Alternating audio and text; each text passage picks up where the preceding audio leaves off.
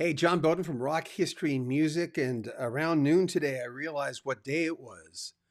A day of a guy I've always considered probably the most underrated bass player of all time.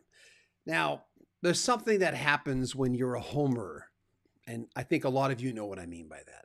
When you're a Billy Joel fan, if you like drummers, you're going to like Liberty DeVito.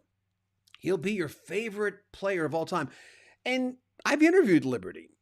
He's an amazing guy and a very talented drummer. So in this case, it's not like, well, you just like him because you like Billy Joel. I find hard pressed to talk to Elton John fans who are not big fans of Nigel Olsson, the man in question, Dee Murray, who, by the way, would be 78 today. David Johnstone. I always said Johnston. I interviewed Davey a little while ago. He's going to be on this. Elton John's band played an integral part in them recording. The only guy I didn't include in this that I do have was David Henschel, who engineered. David Henschel was the guy who told me that the Gus Dudgeon, Elton John's famous producer, who we lost as well, would do a lot of organic sounds, like on Roy Rogers, for instance, from Goodbye Yellow Brick Road, things like that. It was exciting growing up in the 70s and having Elton John at your beck and call, in the musical sense at least. Remember, if you were like me, I discovered Elton John before I discovered the music before I could connect the name. And we have a real nice tribute coming up for Dee. The name of the artist. And by the time a friend of mine said, let's go buy an album, I bought Madman Across the Water, yeah, it's right there. It's the first album I ever bought in my life. And it wasn't the commercial Elton John. He was getting there. You could see glimpses of it, obviously Leave On and Tiny Dancer. But it wasn't the bombastic Elton John that we got to know, starting with, I think, really Honky Chateau. You started seeing signs of it. By the time Don't Shoot Me, I'm Only the Piano Player came out, you really got it. Because as I'll say in this tribute that's coming up, because we're going to start with that before the interviews. It's like a 5-minute tribute that I put together today that, every song on Don't Shoot Me, I'm Only the Piano Player sounded like a single. And then what's arguably his best album, right? Goodbye Yellow Brick Road. Who was on all those albums?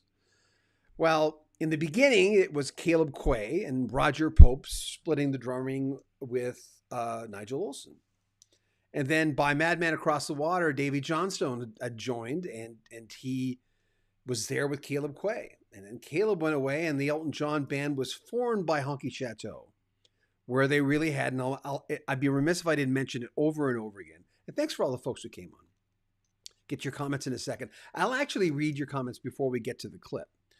But by the time Honky Chateau came out, we had the Elton John band cemented, really.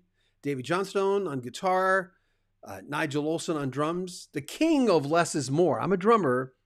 I remember always liking more Roger Pope type of drummers because I like the big, crazy fills and stuff like that. Because Roger was in the beginning. He was in Hookfoot with Caleb Quay, came back for Rock of the Westies and Blue Moves, then was gone. They joined the Hall & Oates band. But I always liked those kind of big drummers. But Nigel Olsson was the ideal drummer. Overall, for Elton John, less is more. Listen to the fill on Don't Let the Sun Go Down on Me near the end there. That beautiful, simple, gorgeous fill that I think, as I said it, could you hear it in your head? Yeah. So anyway, I'll read some of your comments, and I will say happy birthday to Dee Murray. I only saw him in concert once, the Breaking Hearts tour in '84. And I'd just gotten into radio. I was in radio for a year. I tried to get to the stage, and a security guard basically pummeled me. I went to the radio station to do my all-night show that night in Edmonton, Alberta, Canada. And I was complaining about it. I sounded like a child. Anyway, I'll read some of your comments, and then we'll get to our reel, and then we'll talk to... And I'm glad we have all these guests. These are people I've interviewed in the last few years. And if you know the channel at all, our channel is based on interviews. That's all we do on Rock History Music. This is more of our sister channel type of video where we do Today in History, because this is a big Today in History thing. If you're an Elton fan, I'm sure you've thought, or at least you're thinking now, of how great Nigel Olsson is. And we're going to quote some people in this clip as well. So we've got, before we get onto your comments, and then the clip, Jason Scheff, the guy who replaced Peter Cetera in Chicago, whose own dad was Elvis's bass player. He's coming up. Ray Williams, who introduced Elton to Bernie Taupin. I interviewed him a couple of times. Kenny Passarelli, who replaced Dee Murray for a couple of years on Rock of the Westies and Blue Moves. I love those albums as well. And David Johnstone. And Caleb Quay's in there too. I'm not sure where I put him in the fold, but I forgot to write him down. But he's locked and loaded. Okay, let's get to the comments. Douglas Struthers, Dee's bass contributions to the albums between 72 and 75 are remarkable. Well said. Little Jeannie K. Little Jeannie, there you go. We talk about 21 and 33. Can we just go ahead and answer the questions with yes? Thanks. Yeah. I do say in the clip that Elton John had mellowed by 21 and 33, which was, of course, a nice welcome after Victim of Love. I liked A Single Man. I found the album sounded a bit tinny. And I talked to one of the engineers from that album and asked him. He says, I don't know. Douglas Struthers says, I can sit and listen to Captain Fantastic and the Brown Deer Cowboy just for Dee's bass parts. Amazing. Huh? Gary Steinert, always thought they were a highly underrated band. Well, and this is nothing against Vince Giraldo. Pat Benatar's guitarist husband. Nothing against him. But if they're going to set precedent with having Neil Giraldo in the Rock and Roll Hall of Fame, okay, nothing against him. He's produced some stuff, written some of the hits, not most of them. I mean, Hit Me With Your Best Shot was co-written by Canadian Eddie Schwartz. But anyway, Elton John bands, if you're going to play by those rules, Elton John band should be one of the top bands in there. George says, Steve Priest has to be up there as well. Sweet, yeah. Douglas Struthers, fortunate to see Dee live with Elton in 1980, 82, and 84. Yeah. Blaze Eisner, hey Blaze, nice to have you on here today. Brother John, I got to see Dee, Nigel, and Elton on the Tumbleweed Connection Tour. Wow, in 71. San Diego. I wish that Caleb was there with them, but God bless you, brother. Dwayne says, greetings from Edmonton, Alberta. Hi, Dwayne. We'll get to the first clip in a second. Dwayne said Nigel Olsson was in the Spencer Davis group. We will mention that in a second as well. Well, Dee Murray was in the Spencer Davis group too. Douglas Struthers says, just feel the groove that Dee helped create on Philadelphia Freedom. Mentioned in the clip. Professor Retro here. Hey, what'd you know? YouTube sent me a notification. You did? Well, okay. Before we start, we always do a little intro thing. It's only like, I think, virtually 2 seconds.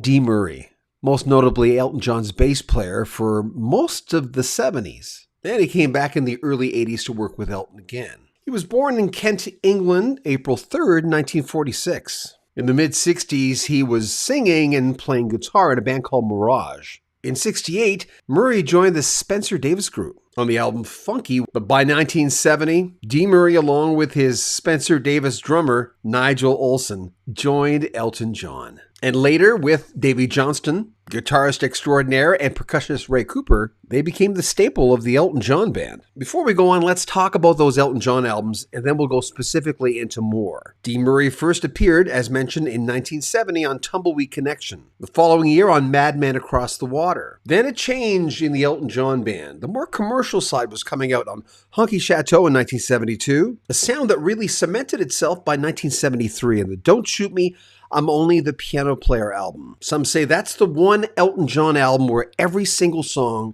sounds like a hit single. Then came what's arguably his best record, the double album, Goodbye Old Brick Road. Followed by Caribou in 74, the autobiographical album, Captain Fantastic and the Brown Deer Cowboy the following year, Then Elton John fired Nigel Olsson, drummer, and Dee Murray, bass player. Elton wanted a harder sound. He brought in James Newton Howard on keys, his old guitarist Caleb Quay from the early days, Kenny Passarelli from the James Gang Band on bass, and they recorded 2 albums that were successful, controversial for some, Rock of the Westies and Blue Moves. By 1980, Elton John brought back Dee Murray for the album 21 at 33. By that time, Elton's sound had changed a little more mellow. So Dee was on that album, along with The Fox in 81, Jump Up in 82, Too Low for Zero the following year, Breaking Hearts in 84, and Red Strikes Back in 1988. Dee Murray died on January 15, 1992. He'd been battling skin cancer for years, but died of a stroke. When Elton John did his long farewell tour, it was noticeable for many Elton John fans that, of course, Dee was not there. Considering Davy Johnston was still in the band, the guitarist, Ray Cooper from the Golden Years, yes, on percussion, and Nigel Olsson on drums. Nigel recently said, "I think about him every single day. Brilliant bass player, wonderful guy. Dear, dear friend, a musical genius across the board." Interesting to note that Amarina was the first song that Elton John ever worked on, with Dee Murray and Nigel Olsson together. That was 1970 and Tumbleweed Connection. In the classic albums documentary Goodbye Yellow Brick Road, producer Gus Dudgeon, who died in July 2002, said he hadn't heard a bassist quite as good as him. Ruan Medora from the website No Treble said, "When it comes to rock and roll, Murray's sense of time brings a spirited and energetic charge to the music. He tends to play on top of the beat, creating a sense of momentum and urgency without being overbearing or rushing." There's been so many quotes that we found talking about Dee Murray, like his bass lines provide the perfect counterpoint to the vocal melody. His steady quarter notes coincide with the movement of the chord, further accenting the voice of the bass. One user, Nice Big Strings from HarmonyCentral.com, said, "Love Dee Murray's playing. He really lays it down on songs like Bad Side of the Moon." And user Discwave, BassChat.com wrote, "Philly Freedom," of course talking about Philadelphia Freedom. "The tone, ghost notes, and the overall bass musicality is very tasty." Fans always bring up certain songs when they talk about Dee Murray's bass playing, like Funeral for a Friend, Love Lies Bleeding from Goodbye Yellow Brick Road, Rocket Man, of course, where he uses his upper register on the bass to create those tasty bass lines. But other songs that are always mentioned, Salvation from Honky Chateau, Honky Cat from the same album, from Don't Shoot Me, I'm Only the Piano Player, Elderberry Wine, All the Girls Love Alice from Goodbye Yellow Brick Road, Grimsby from Caribou, and Tell Me When the Whistle Blows from Captain Fantastic and the Brown Dirt Cowboy. The fact that as of this video, Dee Murray, drummer Nigel Olsson, and guitarist Davy Johnston are not in the Rock and Roll Hall of Fame is inexcusable. One last thing, we'd be remiss if we didn't mention 17/11/70. Following Tumbleweed Connection, Elton John recorded what is arguably considered his best live album, featuring Take Me to the Pilot, Honky Tonk Woman, the Stones cover, 60 Years On, Can I Put You On, Bad Side of the Moon, and Burn Down the Mission. That was just Elton John, Nigel Olsson on drums, and Dee Murray on bass. That's it. Piano, vocals, bass, and drums. I hope you enjoyed that. And I've been thinking about Dee an awful lot today about, getting, like I said, Madman Across the Water. The second album I bought, I jumped up a little bit and get it? I jumped up. I bought Goodbye Yellow Brick Road. And I remember my friend Jeff at the time wanted to take one of the discs. And I'm not sure, I don't think I lent him one of the discs. I remember he said, well, you take side one and, with Love Lies Bleeding, Funeral for a Friend, and I'll take the other one. And I don't think I allowed him to do it. That's the first album I ever bought. Not Goodbye, but Madman Across the Water. And I remember when I talked to Bruce Hornsby for the first time, he was doing the tribute album for Elton. And he chose, as you might remember, that he chose Madman Across the Water. He used to he says it had a very cerebral kind of haunting feel, hence the title, of course. Let me read some comments, and we'll have Jason Sheff come on here and talk about sort of a long, windy way of talking about Dee Murray. Douglas says, Dee did play with Alice Cooper, from the Inside, which, of course, had Bernie lyrics. Douglas Struthers said, thank you for a great tribute for Dee. Thank you. Gary Steinhardt Steinert says, saw them play with Alice at the Spectrum day after I graduated high school. Wow. And John Hampton, 11/17/70 is probably the only album I know that doesn't need remastering. Was Dee on Tumbleweed? Yes, he was.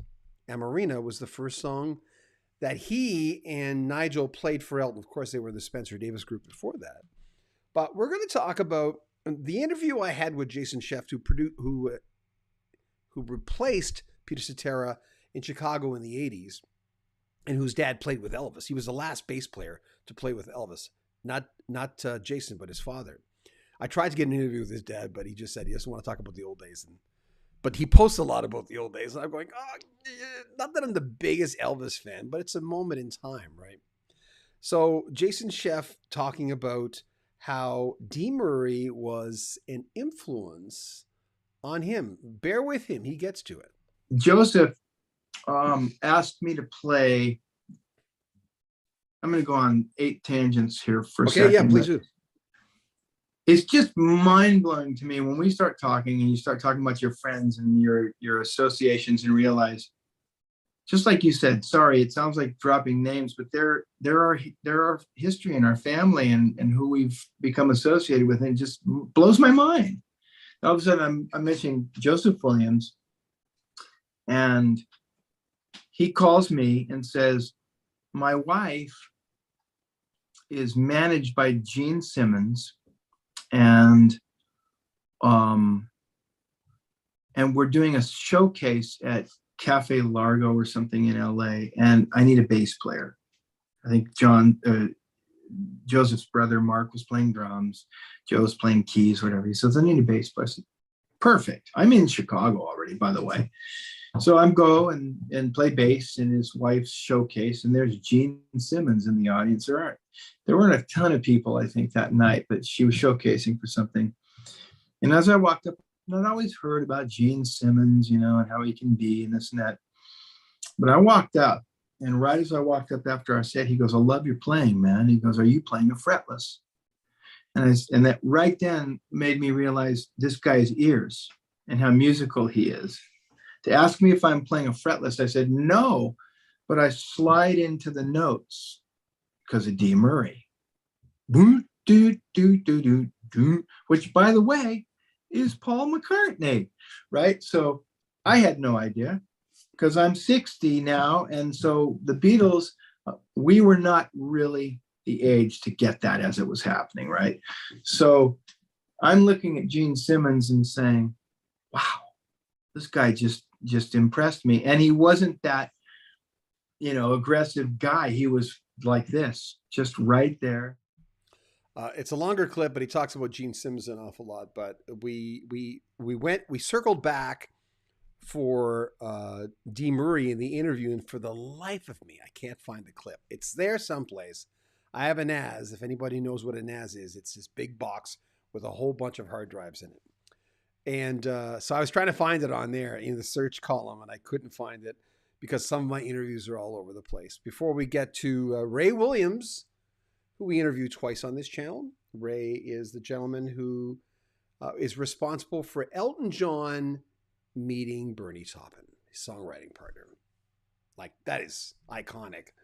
And in Rocket Man, in the movie, of course, he was portrayed by an actor. We talked about that as well, but we won't play that in this thing. Elton111 says, such a tuneful bassist. This show is very enjoyable to listen to. Thanks. You should have heard us last week because we bought this thing here. It's a little Stream Deck. And I'd had it for about 3-4 months. Just indulge me for a second. I had it for longer than 3-4 months. I bought it because I wanted to make our live feeds, which is what I enjoy doing the most. Because I've been in radio 41 years. I just retired from radio. And I love having a lot of things going on. Because in the early days of radio, you'd have 3 turntables with the last turntable down there as being your backup in case something goes wrong with the first 2. You'd have 2 reel-to-reels. In our case, we had Studers, a nice Neumann mic, a big mixing board. And I love the immediacy and the danger of having all these pots in front of you and then having spots on carts that looked like 8 tracks. It was a great time in 83 to get into radio. So since then, I've been doing that. And now it's very automated on computers. So I bought this StreamYard, and I mentioned the Stream Deck. The reason I mention it is because it makes things a lot easier. Now, we've got Ray Williams. I've got a pot. It's pictures right on it. That's coming up. Let me read some comments, and we'll get to it. So thank you for that. Amarina was on Dog Day Afternoon. Yeah, it was AI Val 57. Keith Doxrud. Hey, bud, best album is Tumbleweed. Douglas Struthers says Dee, Davey, and Nigel, with a little help from Gus, came up with those magical trademark backing vocals. They really did. Yeah. If you watch the documentary on Goodbye Old Brick Road, which was, by the way, one of the first videos 10 years ago or whatever it was, that I did on 9 years ago on YouTube. I was deathly ill.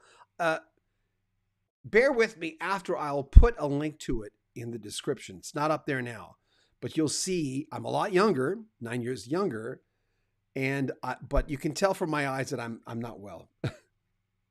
Took forever to do the video. Let's see, Justin E. Early 80s age. I'll be coming in droves now. Beach Boys, Beatles, Stones. Yeah.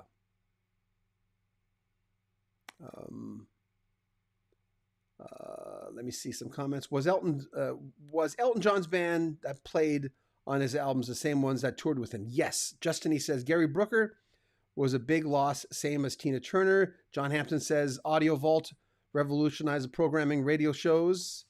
We didn't use Audio Vault. We used another software. And AI Val 57 says, I used to buy old Elton John 45s, of course, at Woolworths, because Elton John 45s, as any Elton John fan would know, had a song that didn't make the album on the other side. I don't, was it Philadelphia Freedom? What was the one with Sugar on the Floor? House of Cards was a good one. I think House of Cards was my favorite B-side. Okay, there was an ad in the paper back in the early days when Elton John was playing and not as confident as he should be. Bernie Taupin had his lyrics and didn't really know what to do with them. They both saw the ad and answered it. And Ray Williams was the guy who put the ad up. And I think we just talk about Dee in this clip, but maybe more. Ray Williams, the man who introduced Elton John to Bernie Taupin. What I can say about Dee is that he was a wonderful. In fact, the three of them were just brilliant, because the sound they created, three people, it was just unbelievable. And I think that's what surprised people at the Troubadour that night, seeing drums, bass, guitar, and then hearing the sound that came out of it.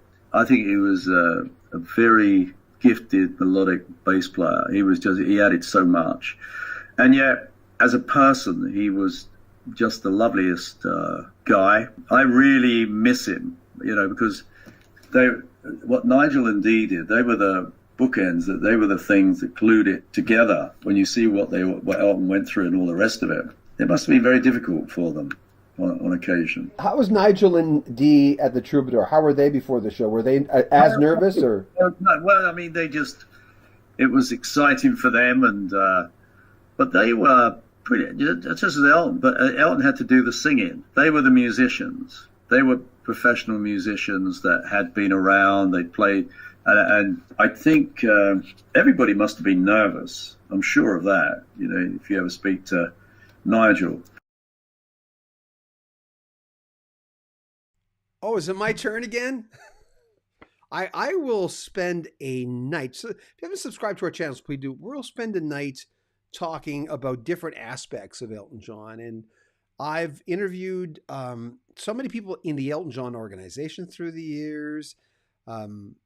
People who have played with Elton, David Paich and Steve Lukather of Toto. But I have lists and lists of people after being in radio 41 years of who are associated with Elton John. One thing that I found really strange, it's not happening tonight. We're doing well tonight, but sometimes when I do Elton John videos, they don't do well on this channel. Maybe it's because the name is Rock History Music, but I find we do well with other artists that are not rock, like the Eagles. So I hope that changes. I hope you spread the word. Please do, if you're an Elton John fan. Spread the word on Elton John groups and fan groups on Facebook, and just let them know that we cover Elton quite a bit. So before we go into we're going to talk to Kenny Passarelli from James Gang. Kenny, who co-wrote Rocky Mountain Way with Joe Walsh, and he replaced Dee Murray in the Elton John band for the tour. And if you have the deluxe edition of Captain Fantastic, which I will be holding up in this clip, you'll see the live version of Captain Fantastic and the Brown Deer Cowboy on the extended version of the CD and LP do not include Nigel Olsson and Dee Murray, which is kind of weird. So let's get to Kenny. I'm not sure. I might have to cut him off if we stop talking about other things. I didn't get a chance to listen to the whole thing, but I did put this on air, so I know there's no off the record stuff on it. But he did talk to Dee Murray, the man who replaced him for those two albums, Kenny Passarelli. And I've taken a lot of flack from Nigel fans who said that I couldn't carry his jockstrap or whatever. And I said, listen, Dee was wonderful, and we didn't have a problem. I didn't fire him. Had nothing to do with me. Mm-hmm. And I saw him in England right before I did the gig at Wembley Stadium, and I told him how much I admired him, and he was in shock. He couldn't believe he got fired, as did Nigel. You're not talking about when you guys all did Captain Fantastic, which ended up yes. on the extended on this? Dee was there? He didn't come to the gig, but I went to his house to visit him. Okay. Because I felt so bad I wanted to say hello, and I knew he was completely he was very depressed about the end of it, because whatever way Elton did it, it was just the way Elton is, and the way he is. I just saw an interview just recently on his 70th birthday, the day before, and it's the same guy. Once he decides he's going to do something, he's going to do it, and that's mm-hmm. just the way it is. Mm-hmm. And I respect him for he's a phenomenal artist. And Roger Pope was a great drummer, and I was very lucky to be in that circumstance. And by the time we got to Ontario, to Toronto to do the Blue Moose record, those we were doing it as a band, and that's why you've got Out of the Blue, and why you've got tracks like that. Which recently I did 2 dates with Kenny Loggins, 3 dates with Kenny Loggins. It was just his bass player couldn't do it. He called. There you go. I don't mean to cut off with no disrespect to Kenny, but I know in the beginning that we were going to be talking about Dee Murray, and he had a chance to talk to him, and he was devastated. I was watching a clip today. I'm not sure. I've got it here, and it's something that happens a lot when people talk to Nigel and ask Nigel. Nigel has since rejoined the band, as we mentioned earlier. Rejoined the band, kind of left. Charlie Morgan came in. We talked to Charlie. Charlie was a guest with us twice on this show as a drummer. And then finally, the last, and quite appropriately, Davey and Nigel were the drummers for the Farewell Tour, as we pointed out in the clip we played in the beginning. But, John Blackstone, who had worked with Nigel and with Dee, mentioned that he asked both of them why they were kicked out of the band for a while. And both of them said, I don't know. And that's difficult.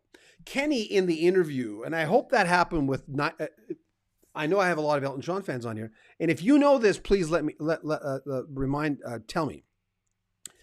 Kenny Passarelli basically said that when he was let go after Blue Moves, that Elton gave him a chunk of money, and I don't know how much it was. I don't ask these things, none of my business, but enabled him. I think he was in Austin or Dallas at the time in Texas. Enabled him to buy a house. It might have been Colorado. Might not be in Texas. I think it was Colorado. Doesn't matter. And I hope that Elton was known for taking care of his people.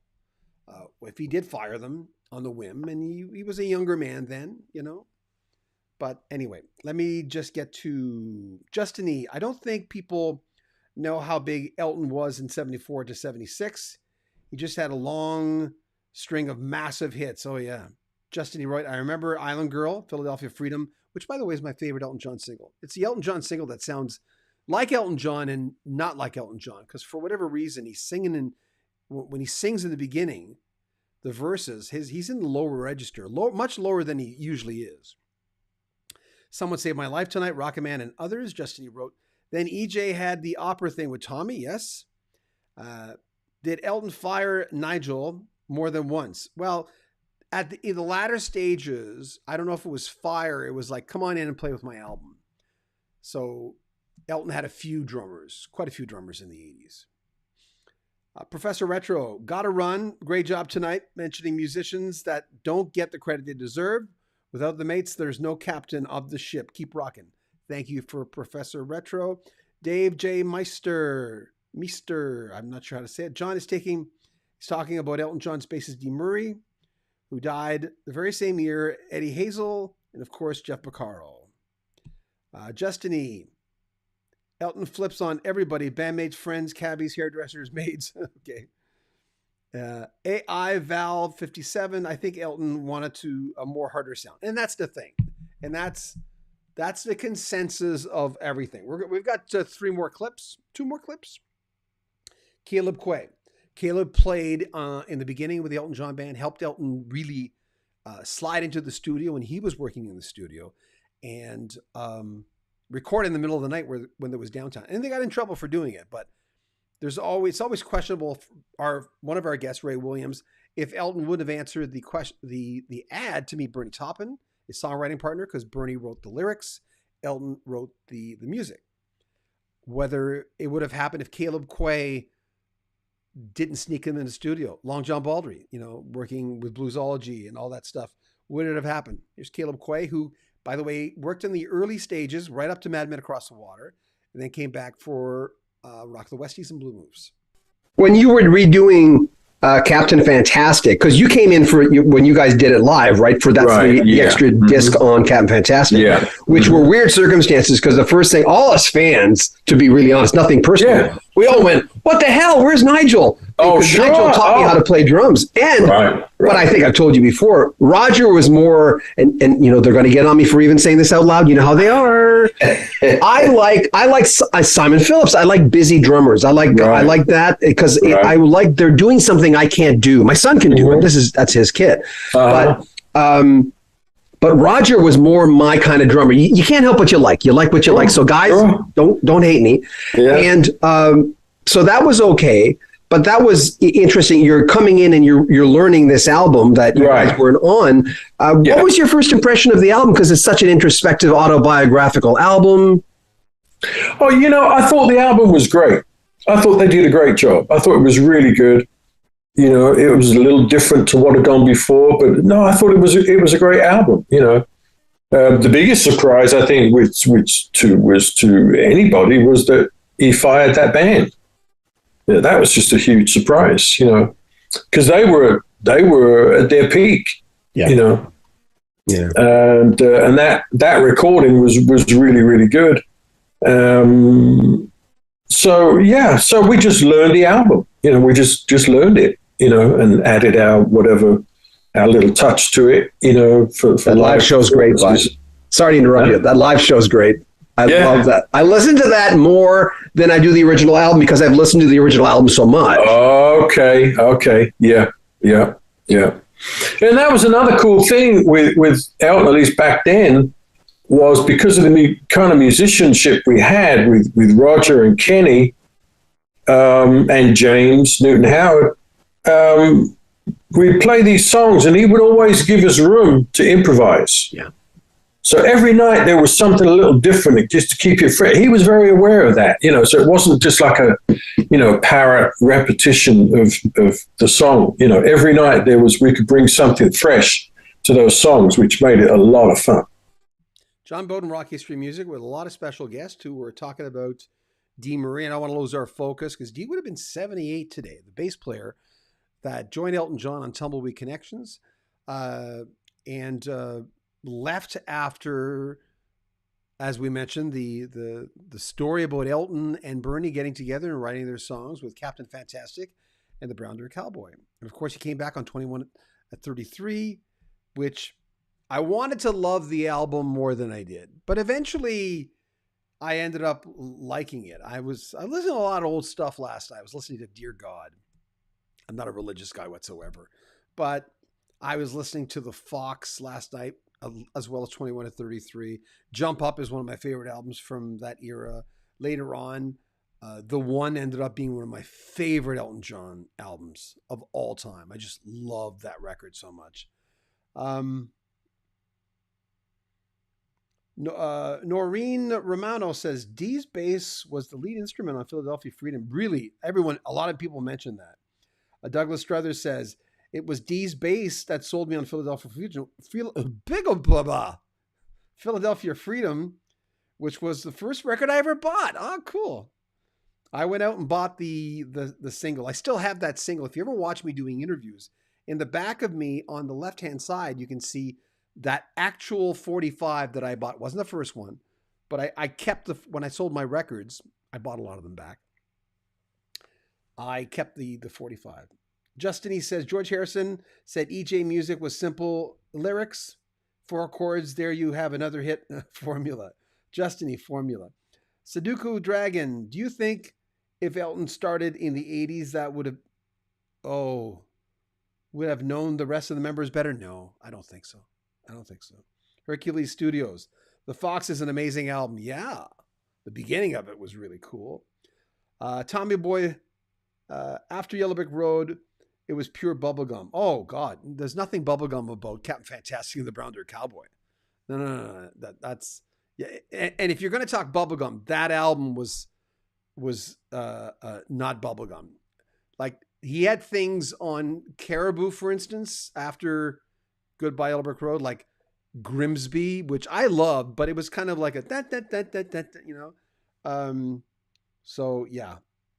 And if you listen to Rock of the Westies, that is a rock album. That's not bubblegum. And if you listen to Blue Moves, there's so many genres on Blue Moves, it's insane.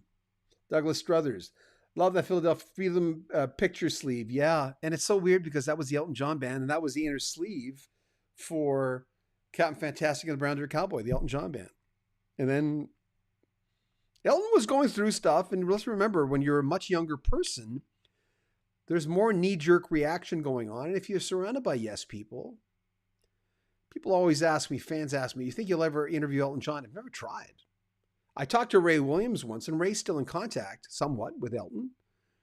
And I said, Ray, can you help me get an interview with Elton John? He says, well, let's start talking about it. And I never fell through. So not that I don't want to talk to him. Tommy Boy says pure bubblegum. No, it wasn't. Come on. You got to go back and listen to those albums, because bubblegum is a certain thing. It's, my bank's calling me. You ever get your bank calling you for credit cards? We don't do credit cards in this house. Hercules Studios. So where does Yellow Brick Road sit in people's minds? Well, it's arguably his best album. For many years, maybe 5 years ago, I realized that Yellow Brick Road, mind you, it's 2 albums, so it counts as double, was his biggest selling album.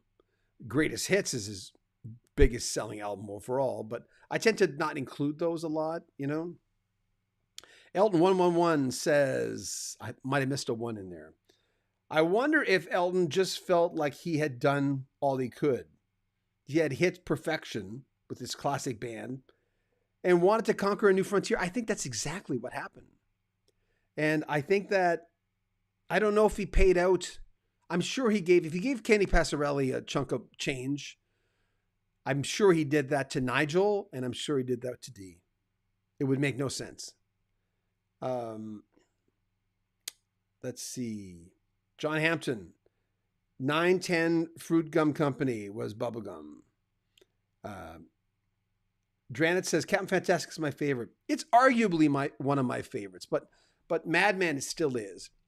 Madman was my first album, like I mentioned a while ago. Oh, we still got one more clip. We've still got Davy Johnstone, or as I say, Davy Johnston. He talks about Dee. I saw the Breaking Hearts tour, and I remember there was a part of me that a pinch me moment where I went, there they are. Dee's there, Nigel's there, Davy's there.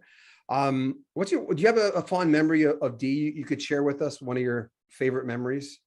Oh my God, so many memories of Dee. I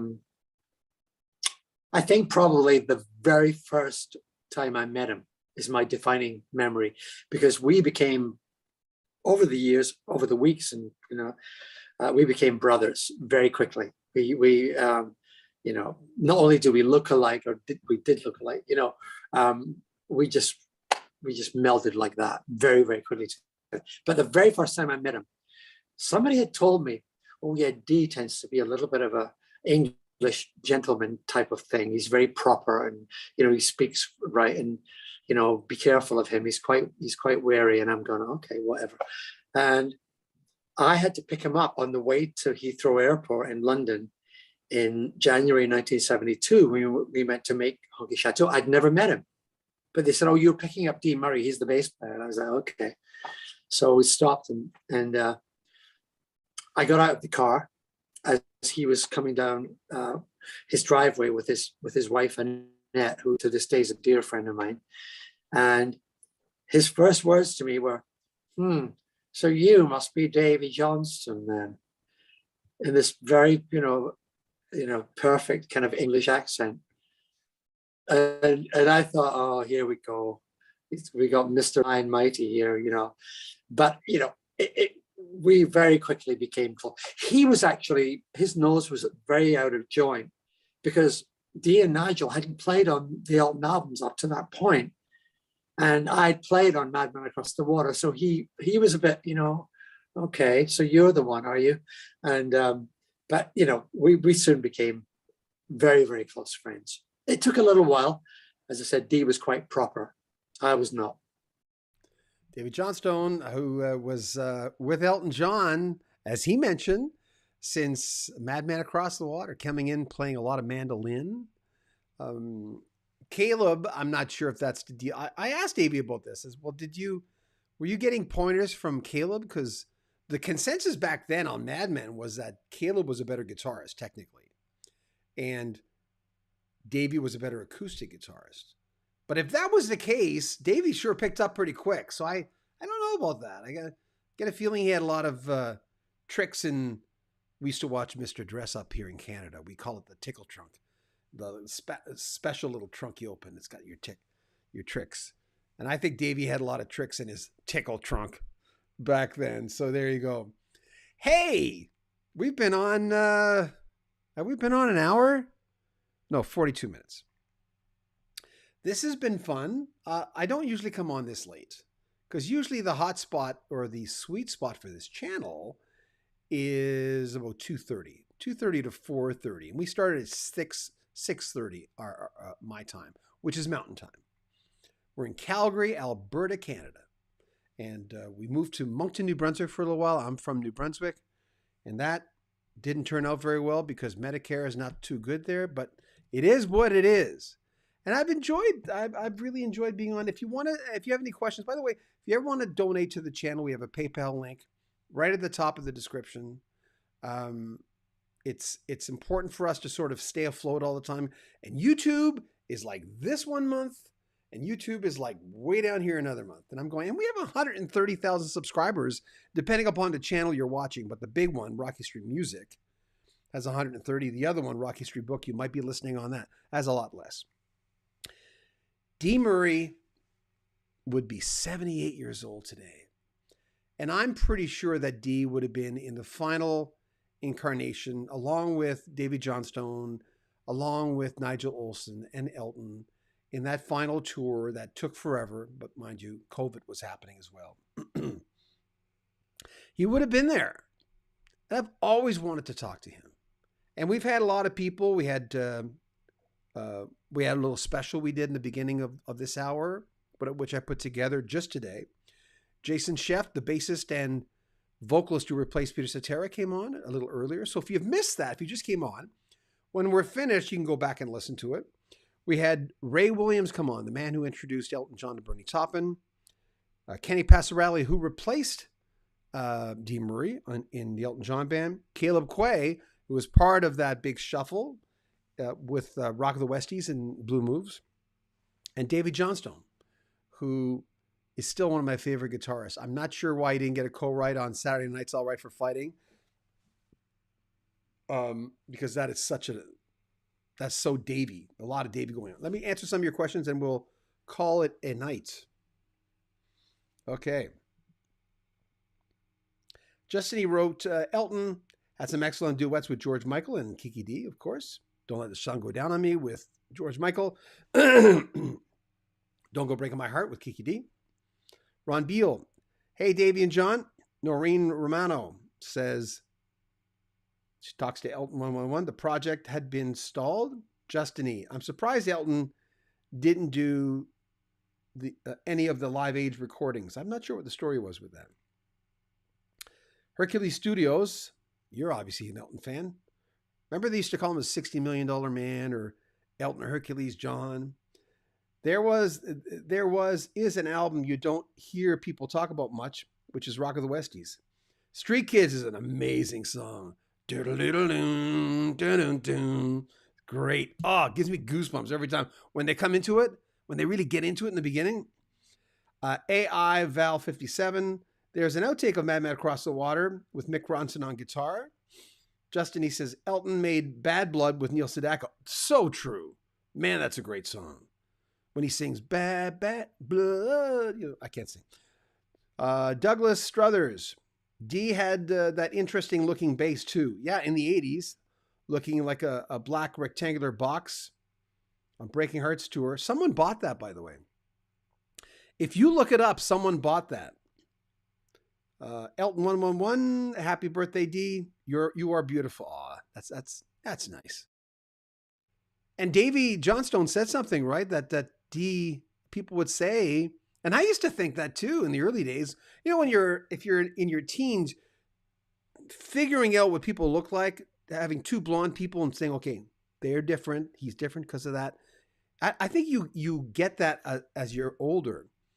Even though back then I could tell the difference between Davey and Dee, both blondes, I had to really look. And of course, by the time Rock of the Westies came out where Dee wasn't on it, I really knew who was who. Noreen Romano, Douglas Struthers, you're talking about Steinberger bass. Douglas Struthers, thanks, Noreen. Yes. And she said, thank you. Hey guys, thanks for being on here. Again, subscribe to the channel. This is the kind of video where we usually do on our smaller channel, which is Rock History Book. That's meant to be a Today in History, and man, this is a Today in History with Dee Murray. And again, if you want to donate to the channel, there is a PayPal link in the description. You can join our Patreon. Get early access to. Right now, we have a whole bunch of clips from Malcolm Bruce on our Patreon, which is Jack Bruce of Cream's son. And he just did a big tribute. He talks about Ginger Baker, Eric Clapton a lot, and of course his father, Jack Bruce. It's very interesting. And in our bonus section, he goes on this 19-minute, not a diatribe, a 19-minute chat about what he thinks about transcendental meditation, which I also took, TM, spirituality in general, the differences between us these days in this world, because I just heard this video today about the doomsday clock going, oh man, really? Oh, that's not fun. But I try not to concentrate on that stuff because there's really nothing I can do about it. I spread joy with music. It's what I do. Okay. Hercules Studios. I know who bought Davey's 84 bass. Oh, you know who bought it. Okay, good. Justin E. Highs and lows of, I can't say that word, had affected him. Douglas Struthers. Thanks, John. This is a really nice tribute. Classy, super talented bass player, and thank you. Appreciate that. Dranet, thank you. This was fun. Jeffrey Boyles. If you have time, just let me know who you want me to cover. If you can comment on any video after this and say, John, I'd like you to cover this. I'd like to hear you interview this person or do specials. It doesn't matter if they're dead. I mean, I might have interviewed them because I've been in radio 41 years, but we have a lot of interviews in the can that haven't seen the light of day since the 80s, early 80s. A lot of interviews. So I'm right now getting through the current interviews we have, and just to get through things. We've got Collective Soul coming up, a whole bunch of April Wine specials with all the members. We've got the Klaatu special, the band that would be the Beatles. Everyone thought we're the Beatles for a little while. I never really did. But we've got everyone involved. John Woloschuk, Terry Draper. What's my mind? Oh God, I can't remember. We've got Frank Davies, who was involved in putting that album together. We got Terry Brown, D Long, that's his name. All the guys in the band, and we're gonna have this big Klaatu special where we'll have all the bands. We got a thing on the Stampeders for our Canadian audience. We have a lot of stuff coming up, and my wife Shannon is now working with me. She gets one of these done every day. It's insane. So before I leave, let me just say, Dee Murray, we miss you, and thank you for all the songs. I didn't mention enough specific songs, but he played on most of the hits in the 70s and a lot of them in the 80s. And Elton John is still one of my all-time favorite artists, and it's all good. So we think about someone who gave us so much. John Bowden, take good care of yourself, and I'll be on again tomorrow. A little earlier, though. Take care, and thanks for hanging out with us.